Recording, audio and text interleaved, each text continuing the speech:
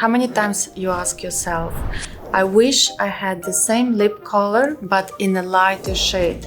Now you can achieve this adding AlterWhite in minimal drops. You can use AlterWhite in your lip color to achieve every time a lighter pigment.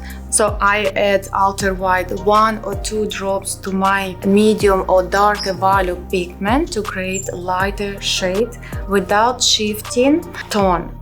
What is another unique feature about the AlterWhite? You can use in a mix with the lip pigment, or you can use it straight. For example, when I'm working on melanin-rich skin, I can highlight with the AlterWhite using very short and shallow, soft area movements under the bottom line of the eyebrow, just to create a more contrast. Also, when you're using AlterWhite or any another white, you need to use wisely with the minimum amount of pigment in the skin, and don't implant this pigment very deep and very saturated heavy coat. So when else we can use white pigment?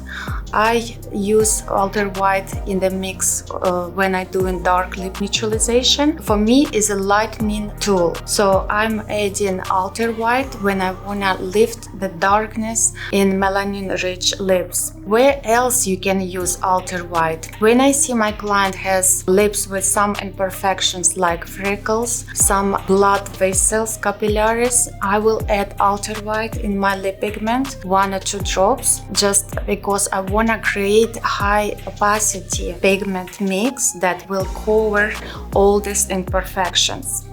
Evenflo Colors pigment created by artists for artists, so you can always have those tools to experiment and have always predictable results every time.